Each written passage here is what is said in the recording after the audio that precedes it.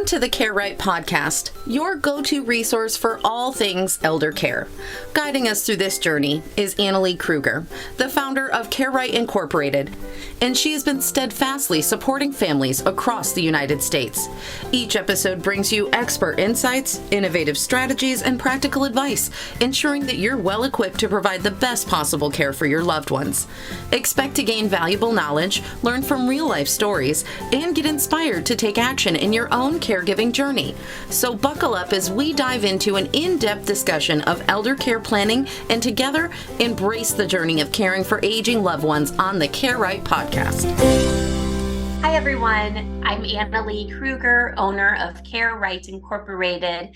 We work with family caregivers all across the globe. Typically, our families who seek us for aging planning are the overwhelmed and burned out family caregivers, whether it's the sons, the daughters, or the spouse, and they have realized they're in over their head, or caregiving has unfortunately derailed their finances, their careers, their portfolios, their relationships, their own emotional and physical health. And so they're reaching out to us for our family caregiver consulting services. There are over 500 million family caregivers across the globe. My goal is that Care Right reaches those families, whether it's through podcasts, speaking engagements, those who read my book, or these types of interviews with professionals in that space who are also working with families as well. So I'm really excited today to be interviewing Amber Stitt. And without further ado, why don't you go ahead and tell us a little bit about yourself and kind of what you do and who you serve. Awesome. Thank you for having me. Excited to be here. So Amber Stitt from Arizona is usually what I say to have people remember where I'm from, but I work all over the nation, and I am a co-owner to MD Disability Quotes. And for over a decade, my business partner, he has over 30 years, have been helping medical professionals with disability insurance planning, life insurance planning, and part of the process within the last decade has become also part of a consulting. There's a consulting coaching aspect too that has happened. So my husband and I have Stitt Strategies, which is another business. And then we started the Amber Stitt Show, where I'm the host. That was about a year ago, and really trying to give people motivation, how to take action in their lives to then help build their plans, whatever their plans may be, with a 5-step process. And so we can talk about that a little bit later. But really for us to meet, you know that we met through a common colleague, George, who's part of NAIFA and Women in Insurance and Financial Services. He's one of our male members. And as we often can talk about clients and planning, we talked about long-term care planning, extended care planning. And he goes, you have to meet somebody. And here we are. So excited for that. But really, as I work with physician clients, a lot of them are young, 28 years old, and they're trying to just get through some of the business pieces while they're so busy training. And that's where I've seen the need for more awareness, more access to information to plan. But really, it was about, it's been a couple years now. Washington Cares Act was this the legislative part of this really came to the forefront. And I thought I have to do a third element here to help younger people understand what legislation is doing, in the sense that they're trying to help people think in advance, but there's also a lot of restrictive or unknowns. And so we're seeing that out in California, and we won't go into that whole thing today, but that's where you and I have this common ground. And I think that your work is so important. So here we are, and I really appreciate the opportunity. Yeah, I'm excited. I'm excited too. And you keep very busy, I know, and you have some conversation starter tiers. Can you tell us about what that looks like and what those cover? Yeah, it was really around 2020. So I hate to put that into the COVID label, but there was a period of time that a business owner said, I need you to come speak at an education day and really need to help people pandemic proof their businesses. And I said, okay, I kind of don't really like the title of that, but let's talk about how to have resilience. And a few variations later, it's become the pathways of peak performance, where you start with 5 steps. The first being focusing on talents, more of a personal development wing, and everything to your core. If we have self-awareness of how we operate, how we think, how we receive information, then we can build our goals, whether it's personal or for lifestyle, and bring that into the home with your business partner, or bring that into your home with your partners or a business partner. You can really develop an understanding of self-awareness, how any party might need to build out their plans. And so then the second step would be focusing on money, and your money goals are derived upon how you set things up. You might need more automation. Some people are a little bit more responsible. I'm the oldest of 7, and I've heard before that I'm highly responsible, almost so rigid. So it's easy for me to stay on task, where, hey, if that's not you, let's build in some parameters, some guardrails. And part of that is something that I know you do and you help people with. I think anyone needs that.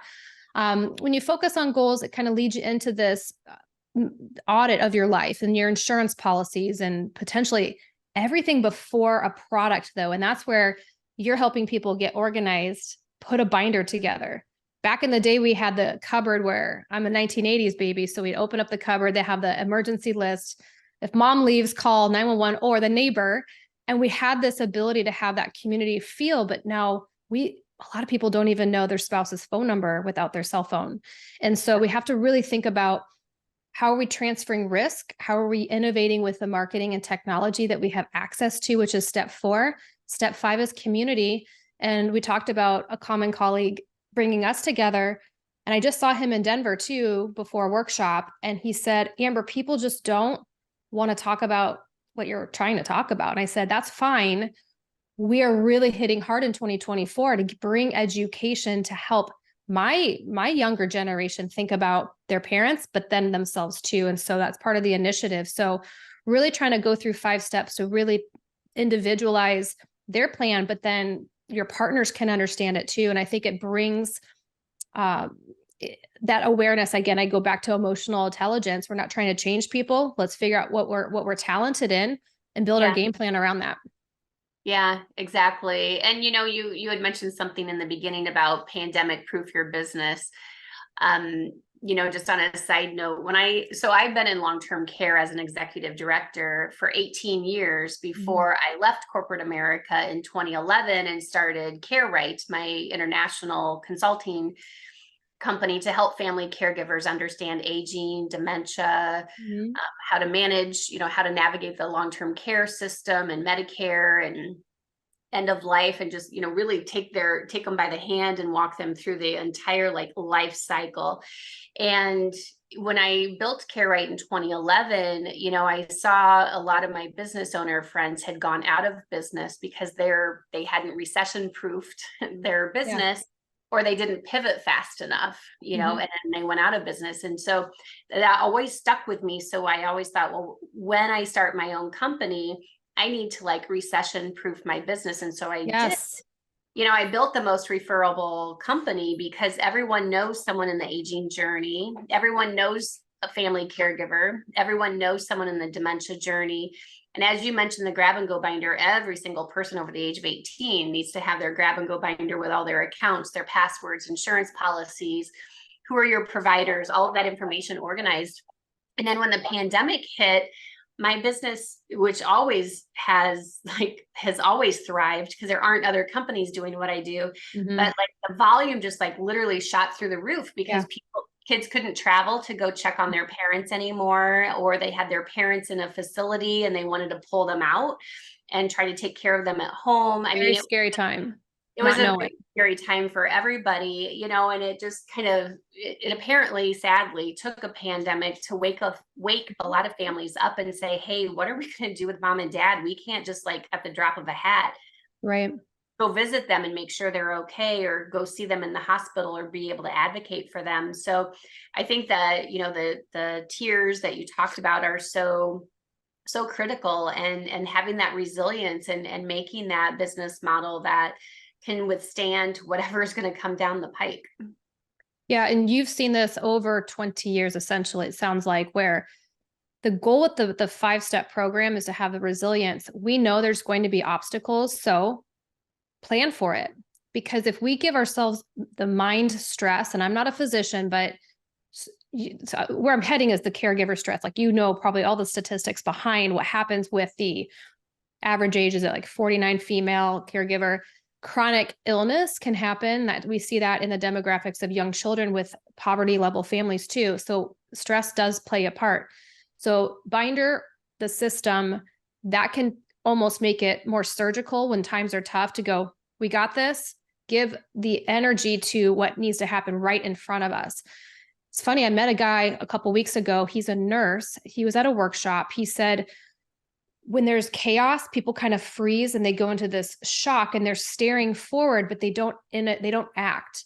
And as a nurse, he's developing videos to say, when this happens, you've done the CPR training, you've done other things, but you need to do something. And he goes, a lot of people's family members could have survived if they knew X, Y, and Z. He's on a mission to make that happen.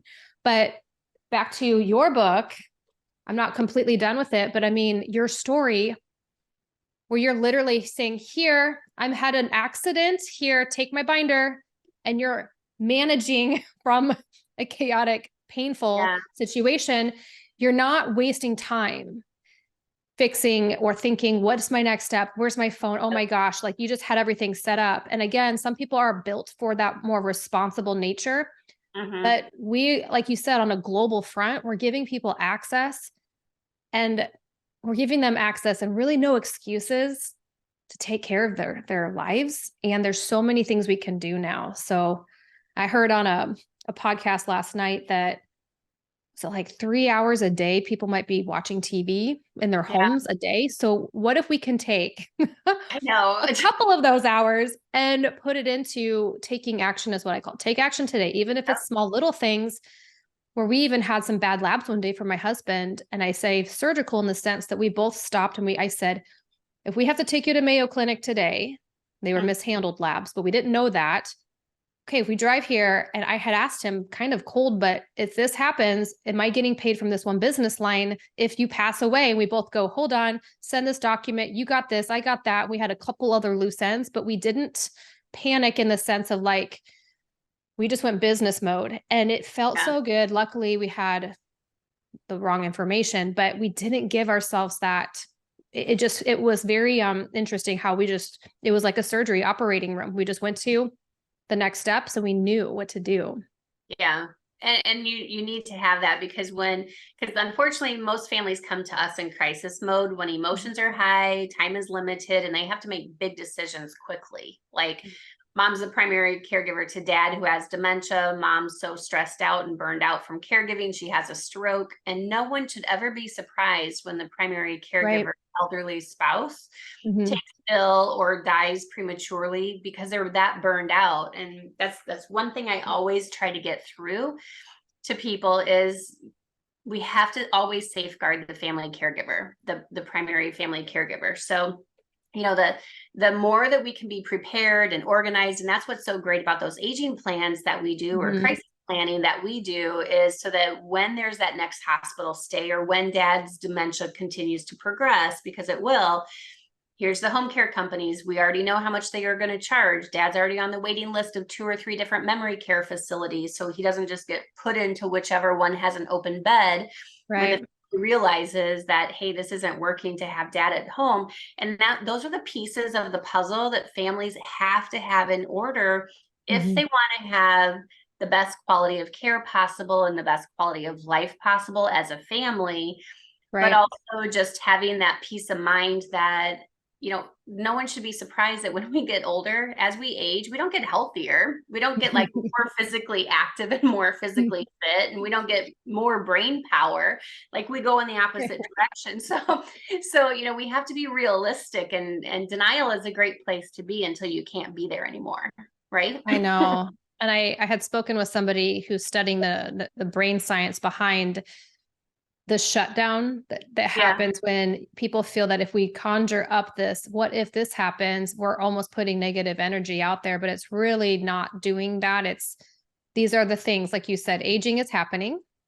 Okay. So how do we then protect our families while we're able-bodied, able-minded? And I say this, and I can be a little bit stern with my, like I said, rigid responsibility, but it's very serious. And it's like, if you have anyone that you care about, it is your duty to button Right. up things, because if you just drop that on a family member, they have their own families. They might have their own illnesses. Their spouses might have their own other things happening too. And to add that mix, to just assume that families are going to manage that for you, it's just not fair to them. And I don't think it shows leadership into your household too. So part of this is like a legacy plan, where if you're showing how organized and how serious you're taking your own life, that'll only inspire others around. And that's part of the reason why I'm here, adding another layer to my younger generation and advocating there, and doing some advocacy even out to DC with NAFA and a couple other organizations, is bringing that awareness really on that younger level. But it really can make you feel better if you just know. Maybe you don't know always what you're going to be when you grow up, and sometimes it takes a decade or two to kind of figure that part out. But if your life is in order, your relationships and your mindset, it's really cool when you put it all together. It feels really good, not always to start the project, but like you said, once you put this together, you have that aging plan, you can tweak it, but the work is done. You can tweak it, but it just really takes that one time to kind of put it out there, and you can evolve it, but it feels really good when you walk away from it. I'm sure. I mean, I've done that. I know you have done that.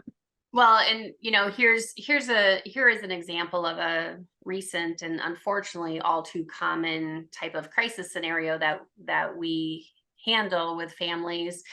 Is a few months ago, I had a family reach out. It was 3 kids and their mom were on Zoom for their 30-minute consult to, share what their situation is. And then, us telling them how we can help them and solve for the caregiver burnout. And dad has dementia and it's progressing. And, so we talked about what an aging plan looks like, and that we have to safeguard you, mom, as the primary caregiver, because she looked really terrible. She was like frail and pale and she did not look well at all. And so I drove home like 3 times in that 30-minute consult. We have to safeguard you because you are at a very high risk of heart attack, stroke, premature death. We know that 65% of the primary caregivers die. They have a high mortality rate. So the kids were like, oh, we'll just, deny. That's why I say this all the time. Denial is a great place to be till you can't be there anymore. And so the kids were like, oh, we don't want to put an aging plan in place. We'll just step things up more and be more supportive. Well, they all live in different states, and the closest daughter is 5-hour drive from where the parents live. Long story short, followed up 3 times with them. And I'm like, hey, just checking in. Do you want to move forward with any kind of services or planning so that we can safeguard your parents? And the answer you customize, right? You have different variations. Yeah. And they're like, no, we'll take care of things on our end. And I'm like, okay.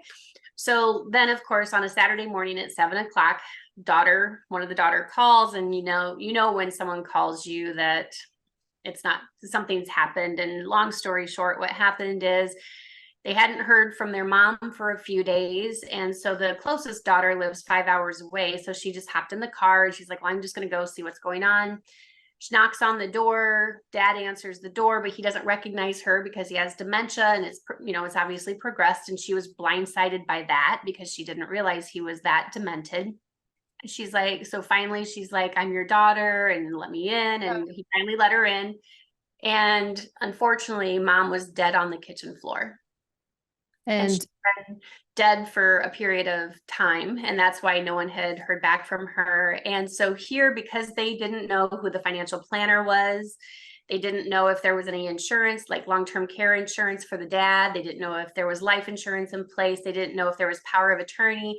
So unfortunately, none of that. Mom and dad didn't have any of that in place. And so it's cost the family thousands and thousands and thousands of dollars because they needed to get like emergency guardianship for dad. Right. And then dad can't stay at home by himself because of his dementia. He needs to move closer to where one of the daughters is. And unfortunately, because they didn't move forward with an aging plan months before, they had no idea what to do, where to even start. So now they've had to pay my crisis fee, because I had to give up my weekend to like help them because they chose not to plan ahead when they could have. And Wow. unfortunately, where the daughter lives, where they decided that dad should move to, there's only 2 memory care facilities in her area, and one of them is women only. So the other memory care facility has a very long waiting list.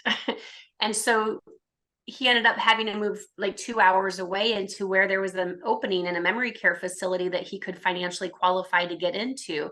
So that's why it's so important that we take responsibility. If we're the parents, we take responsibility. If we're the adult kids, all adult kids have a vested interest in making sure that our parents have things buttoned up. And that's why they need that facilitator, that family meeting facilitator to say, hey, Right.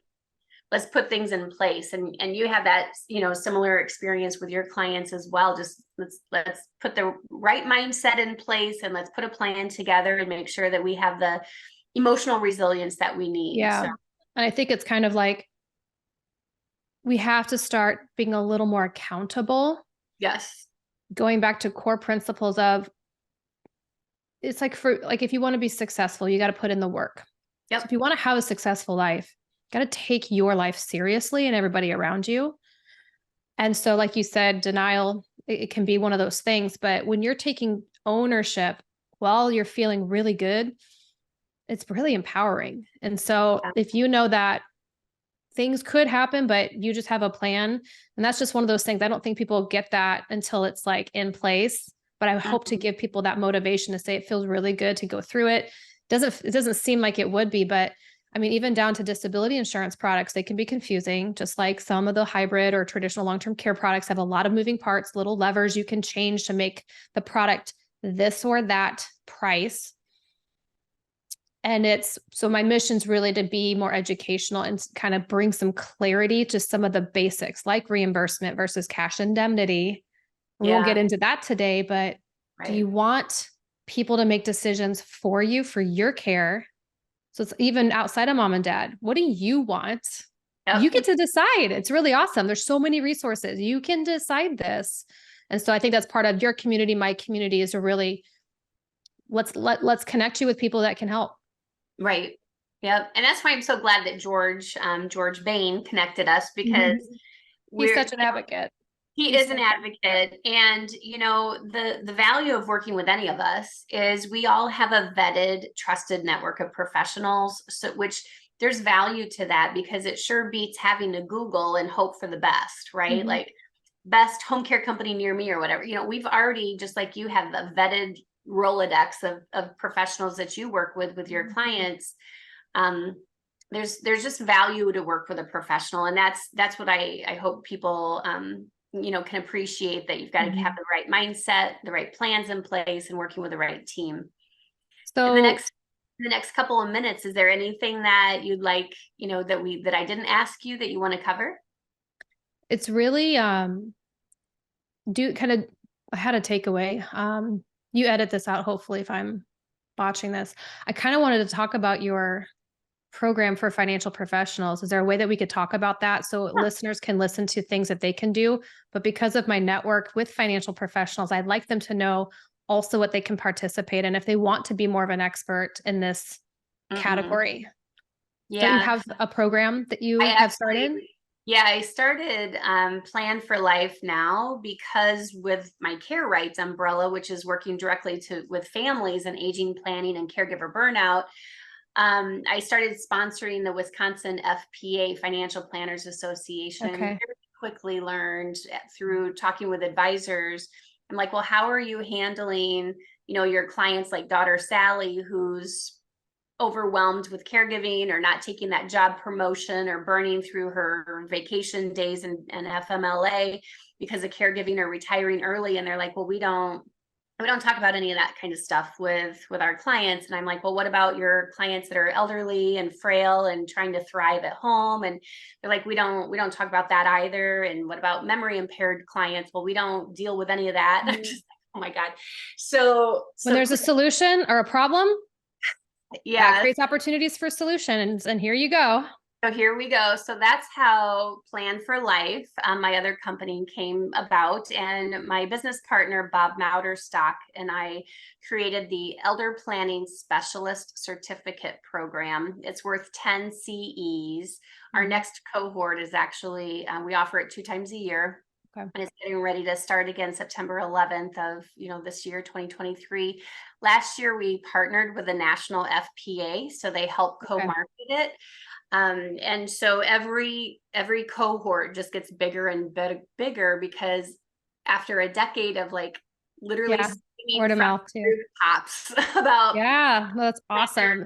You need to start like caring about your clients, and although you need to understand aging, and the clients that you had 30 years ago, they're 30 years older now and they have different needs, and you need to know what those are so you can help address those and use that collaborative approach.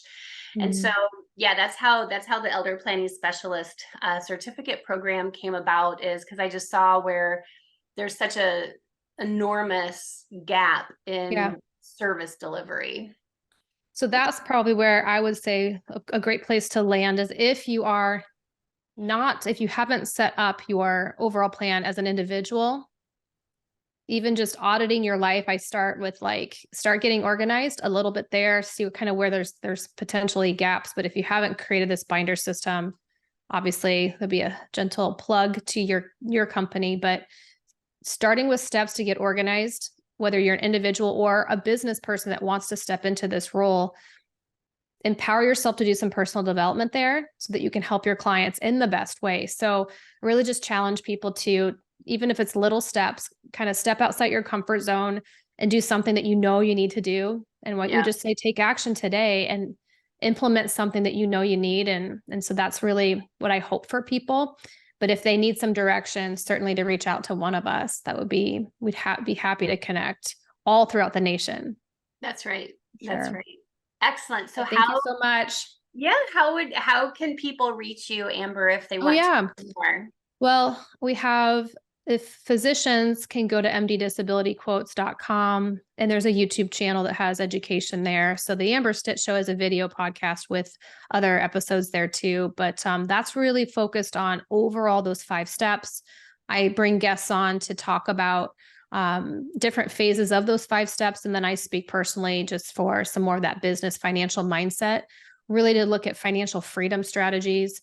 So amberstitt.com is where some of those show notes live and other information there. So amberstitt.com or MD Disability Quotes. So that's great. Excellent. Well, very good. Thank you so much for taking the time to talk to me today and the listeners. So I really appreciate your time and all that you're accomplishing with your clients as well. And I just know our roads will continue to. Yes. Same to you. Thank you so much for having me. Of course. Of course. Thank you for tuning in to the Care Right podcast. We hope today's discussion has provided you with valuable insights. If so, don't forget to like, subscribe, and share our podcast with others who might find it helpful. Remember, Care Right is more than just a podcast. It's a community dedicated to supporting family caregivers with comprehensive care planning, crisis management, and resources for every stage of aging. Stay connected with us for future episodes as we continue to explore essential topics in aging planning, elder care, and financial planning. Until next time, take care, plan wisely, and remember, you're not alone in your caregiving journey.